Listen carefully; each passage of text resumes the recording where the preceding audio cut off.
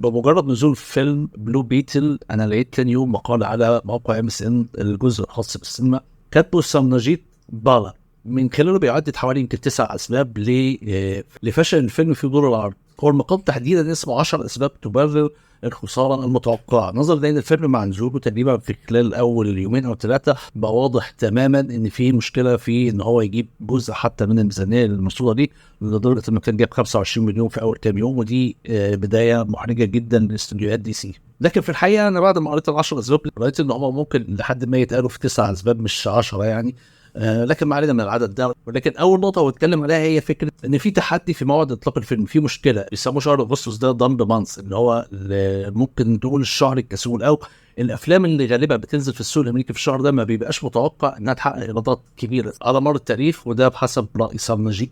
النقطه الثانيه اللي كان بيتكلم فيها لخصها في جمله ليميتد ماركتنج ريتش، او بمعنى اسهل مساحه وصول محدوده بسبب عمليه التسويق. ودي شرحها في فكره ان وجود الفيلم ده ما بين اختيارات مختلفه. طبعا احنا لسه عايشين في ظاهره الباربنهايمر اللي كما بيطلق على الموسم اللي بيجمع ما بين ظهور فيلم باربي وبنهايمر وغيرهم من الافلام القويه، فبالتالي نزول الفيلم وسط الافلام دي اثر على فرصه بشده. النقطه الثالثه كان بيتكلم على لاك اوف ليسترز، مفيش نجوم درجه اولى موجودين في الفيلم، ودي نقطه حقيقيه. انك لو قريت تقريبا الصف بتاع الفيلم مفيش غير سوزان ساراندون في دور ثانوي، او هي تعتبر يمكن الفيلن الرئيسي للفيلم. عدا هذا مفيش اي وجه تقدر تقول عليه وجه مألوف حتى لعينك، انت مش متعود حتى تشوفهم ككومبارسات او ادوار ثانويه في افلام تانية. النقطة الرابعة كان بيتكلم فيها على عملية المنافسة ضد الترندات اللي موجودة على السوشيال ميديا، واللي دعمت أفلام كتير على رأسها فيلم باربي، اللي بيعتبر عملية التصوير بتاعته باستخدام السوشيال ميديا عملية أعتقد ممكن يتم دراستها وتطبيقها في أفلام تانية كتير. جزء كبير من نجاح الفيلم ده اللي هو باربي ناتج لكم المقالات والترندات اللي كانت موجودة على السوشيال ميديا من فترة كبيرة قبل حتى ما الفيلم ينزل.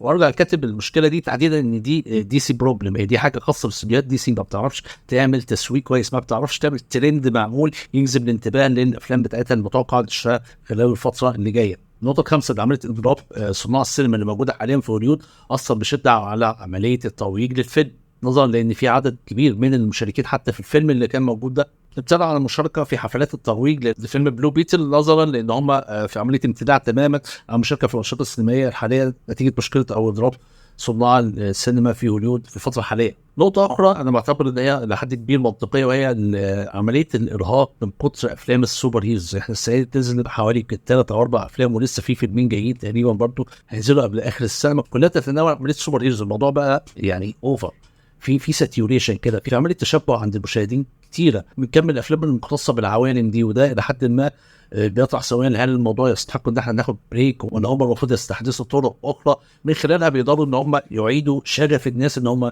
يرجعوا للمشاهده على الافلام دي، نظرا لان في جزء كبير من الناس اللي بتتفرج ما هماش اساسا فان للعالم ده، ولكن معجبين بالانتاج السينمائي الخاص بالعوالم دي سواء في مارفل او دي سي. النقطه السادسه كان بيتكلم فيها على أزمة هوية في عالم دي سي، في مشكلة في عملية إبراز وتلميع وترتيب الشخصيات اللي ظاهرة في اليونيفرس كله. المشكلة دي قوية وشاملة من أول حتى يمكن أفلام باتمان مرورا بسوبرمان للأفلام الأخيرة اللي موجودة منهم، بخلاف إن فكرة استقبال فيلم جديد يخص شخصية جديدة للعالم ده بهاش فكرة مشوقة عند الناس، وده بينقلنا للسبب اللي بعد كده، إن ربما ما يكونش فيه قبول عالمي لشخصية بلو بيتل، أو بمعنى صح ما تعملهاش فرشة كويسة، ما تقدمش التقديمه اللي المفروض ده تتقدم بيها من فتره سابقه. معظم الناس ممكن يكون عندها معرفه بشخصيات زي باتمان، وندر وومن في الفتره الاخيره، سوبرمان طبعا، لكن شخصيه بلو بيتل اللي تعتبر شخصيه الى حد مهم ليها وضع في عالم دي سي ما حدش فينا كان يعرفها يمكن من 2-3 لو احنا مش من هواة العالم ده. فعمليه ان انا اجيب شخصيه مش معروفه واقدمها ليها طريقه معينه عشان انزلها للهوى العام، المشاهد العادي اللي عنده استعداد يدفع ثمن تذكره بسيطه عشان يخش يشوف فيلم الشخصيه ممكن يكون سمعها انت، لكن هنا الموضوع ما كانش معمول بدراسه او بتقديم كويسه. السبب الاخير هو عمليه ما يطلق عليه ميكسد ريسبشن اوف ريسنت دي سي موفيز، يعني عمليه استقبال الافلام الاخيره تحديدا من عالم دي سي ما كانتش جيده سواء على المستوى النقدي او على مستوى الجماهير. من المعروف ان مفيش ولا فيلم من يمكن ال3 افلام اللي بننزلها في الفتره الاخيره حظى بترتيب ملائم في سوق الايرادات، سواء بقى فيلم بلاك ادم وبعديه شازام وبعديه ذا فلاش، وبالتالي عمليه الاستقبال دي او عمليه النقد اللي تلقته الافلام دي خلال الفترة الأخيرة ما اداش فرصة كويسة أو حماس عند الناس إن هم يشوفوا فيلم جديد. ده كان ملخص المقال اللي كان مكتوب واللي نزل تقريبا قبل ما أدخل الفيلم بيومين. كنت مستغرب جدا الفيلم ما لحقش يدخل السينما، الأسباب دي كلها منطقية ولا لأ؟ وهقول لك رايي في الاسباب دي على اخر الفيديو بعد ما احكي لك اللي انا شفته في الفيلم بعد ما شفت الفيلم اخيرا.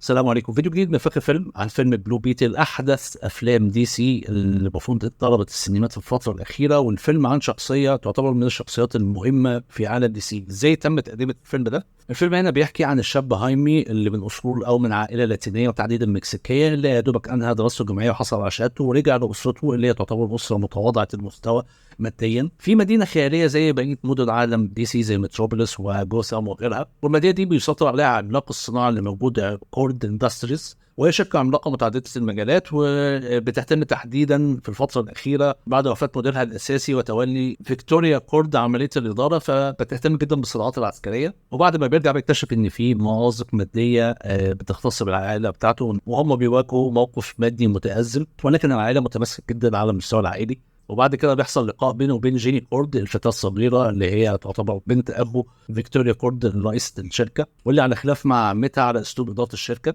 وفي الوقت ده عن طريق بعض التفاصيل البسيطة بيقع في إيده السكارب أو ممكن نقول الجعران، وهو عبارة عن آلة فضائية دون مزيد من الشرح. بيتضح إن هي بتعيش بصورة تكافلية مع اي هوست او اي عائل هي بتختاره بنفسها، بحيث انها بتؤسس معاه بدله منيعه بتكون شديده القوه وتعتبر سلاح فتاك. ومن هنا بتبتدي الصراع ما بين ان هي اختارت هايمي عشان تشكل معاه البلو بيتل المثالي، وفي نفس الوقت صناعه كورد عن طريق جينيفر كورد ومساعدها كاراباكس بيذهبوا ضده في صراع مستميت من اجل الحصول على سكارب والاستفاده منه في صناعه او تطوير الالات الحربيه اللي هم عايزين يسووها. ومن هنا بتمشي الاحداث، هل هيستطيعوا ان هم ينجحوا في المواجهه دي؟ هل هيستطيعوا ان هم يستولوا على التكنولوجيا دي؟ ازاي هو هيقدر يتعامل مع التكنولوجيا الجديده دي؟ وده علاقته وتاثيره على عائلته في صناعه بيمتد في خلال الساعتين عشان نوصل في النهايه الى مفترق طرق كان من خلاله المفروض اننا هنبتدي نتكلم بعد كده على سلسله لطيفه جدا المفروض انها تستمر، لان فيها مساحات متميزه جدا المفروض تنكشف في خلال افلام اخرى. بس انا كده خلصت تقريبا قصه الفيلم، وظل السؤال اللي انا قلته هل سيكون هناك افلام اخرى؟ حسب مستوى الايرادات اللي موجود حاليا الموضوع مش كافي جدا، وده بيرجع لعده اسباب. انا شايف ان في المشكله الرئيسيه في الفيلم هنا، انا تقريبا اخر كام فيديو انا عامله على افلام دي سي دايما اقعد اتكلم ان في مشاكل ومش عارف بصراحه هم بيعملوا ايه. القصه هنا قصه لذيذه جدا، لكن الفيلم بمستوى اللي انا شفته سواء البصري او مستوى الاكشن اللي موجود فيه او حتى مستوى الكتابه على مستوى الحبكه، الفيلم ده كان هيبقى لذيذ جدا وظريف وممتع لو انا شايفه من 20 سنه 2003 افلام اكس مين اللي كان ظهر في الفتره دي. الفيلم ده لو اتحط معاه كان هيبقى من الافلام الممتعه جدا، ولكن هنا نتكلم حاليا ان الموضوع كان لازم يبقى فيه شيء من العمق شويه. الفيلم هنا اعتمد جدا في تسويق الهواء خالص قبل ما ينزل بفتره ان دي اول نسخه لاتينيه من بطل السوبر هيرو، ودي كان احد النقط اللي هم بيركزوا عليها زي ما مارفل ركزت ان يبقى فيه نسخه مسلمه في البنت كمالا اللي هي باكستانيه المنشا اللي هتشارك في فيلم ذا مارفلز اللي جاي. فدي كانت نقطه تسويقيه، ومن هنا هم حاولوا ان هم يركزوا جدا على فكره اختيار سواء مخرج لاتيني او حتى الكاتب لاتيني، والاثنين السي في كله عباره عن شغل في افلام خاصه بالثقافه المكسيكيه. فهو تقريبا اعتبر ان هو لما يبتدي ينقل سواء الخبره سواء في الاخراج او في كتابه القصه او الحبكه، فهو كده ضامن ان هو هيكسب المساحه دي. ولكن اعتقد ان دي كانت ثقه في غير محلها، مش عشان هم سيئين ولكن عشان المستوى اللي كانوا عاملينه اقرب بيكون لمستوى مش عارف الضرابه التلفزيونيه المكسيكيه بقى، لان العناصر اللي كانوا متفوقين فيها او كانت ظريفه في الفيلم هي على مستوى العلاقه العائليه اللي كانت موجوده. دي كانت مكتوبه بطريقه ظريفه جدا، وهي حتى لو كتبها بنفس الذكاء او بنفس الستايل ده مع اي اسره تانية كانت هتبقى جيده. ولكن مش دي الملاحظه الرئيسيه، الحبكه اللي موجوده دي حبكه مكرره، حبكه قديمه، فكره الكيان الصناعي الرأسمالي الجشع اللي بيحاول السيطرة، وفي نفس الوقت قيم العائلة اللي المفروض تتصدى ليه دي اتعملت كتير. فلما تتعمل لازم تبقى مكتوبة بحرفية شوية، ما تحسسنيش ان انت بتعملها في مسلسل عربي يعني.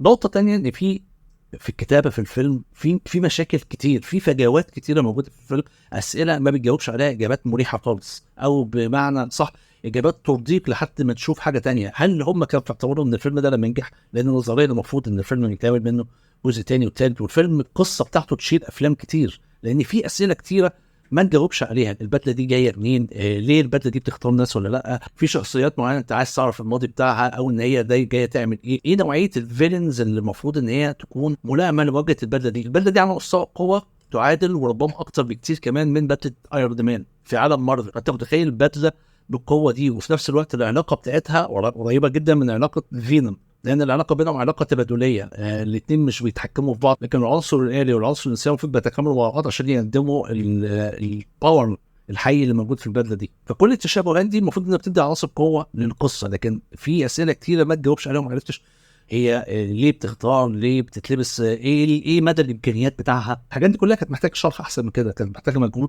اكتر من كده. من النقط اللي انا شايفها مهمه جدا وهم اغفلوا ان هم يعملوها، ان هم حتى ما حاولوش يستغلوا قوه العالم السينمائي او عالم الافلام الانمي المميزه جدا خاصه دي سي اللي بتتفرج بيها على اي منافس، ولكن ما تمش تقديم قدرات البدله دي الا يمكن في مسلسل بسيط على حد قول صديقي يعني، لكن ما تعملهاش فيلم او فيلمين ينزلوا قبلها بفتره عشان يعرفوا الناس ايه امكانيات البدله دي، على عكس مثلا ان في نطاق كتير بين افلام الجاستس ليج او فلاش او باتمان او سوبرمان بتنزل وبتتكلم.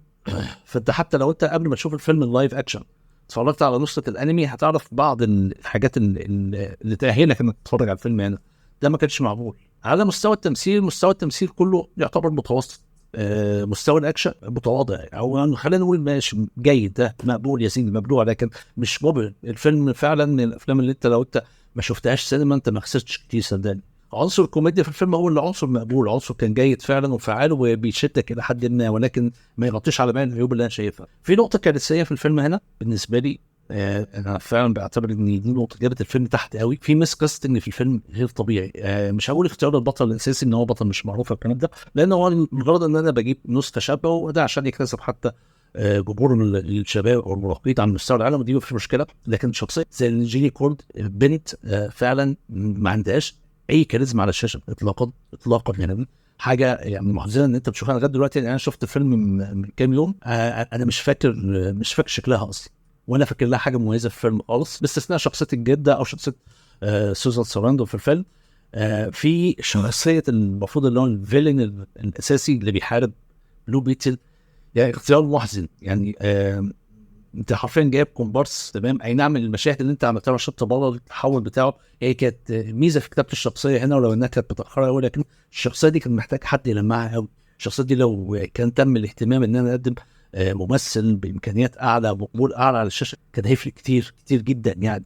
وعايز اقول ان جزء من نجاح افلام سبايدر مان الاولانيه خالص كانت سببها الرئيسي ان الفيلنز الموجودين في كل فيلم كانوا شخصيات مميزه وممثلين تقال. فدي نقطه انت كان لسه بتراعيها وانت بتشتغل على فيلم زي كده. فيلم بلو بيتل من الافلام اللي انا بعتبرها هي استكمالا لمسيره دي سي في الفاشن. وبالنسبه للاسباب اللي انا قلتها في اول الفيلم اللي اوردها الكاتب، فانا متفق بعدد كبير منها، رغم ان انا كنت مستغرب ان ده نزل بعد ما نزل الفيلم كام يوم، ولكن فعليا عدد كبير من الاسباب كنت ممكن تحطه وتتكلم بيهم عن فشل عدد كبير من افلام دي سي في عمليه ابتزاز في صناعه العالم ده، في عمليه استسهال. الفيلم ده المفروض ان هو من الافلام مش المسؤول عنها جيمس جان في رؤيته لعالم دي سي، ولكن من الافلام اللي اعتبر انه ممكن يبتدي بيها المرحله بتاعته ويستفيد بالشخصيه دي بعد كده. ويمكن ده الامل ان هو هيعملوا منها اجزاء تانية، لان حسب نسبه الارباح اللي موجوده في الافلام هي غير مشجعه على الاطلاق ان هم يعملوا اجزاء جديده منها. الفيلم ده بيخليني اكثر تشوقا، مش عشان اشوف افلام تانية منه، ولكن عشان اشوف جيمس جان ازاي هيقدر ياخد من الرماد اللي موجود في العالم ده، لان العالم ده اخترق فعلا، لكن ازاي هيقدر يطلع بعناصر مميزه تقوم العالم ده من جديد. العالم ده شخصيته قويه جدا، الصراعات اللي فيه قويه جدا، ولكن اللي اتعمل فيه هزله، يعني شيء مؤلم يعني. ولكن في النهايه لو ليك راي تاني اتمنى ان انا اسمعه، ونتقابل في فيديو تاني قريب. سلام.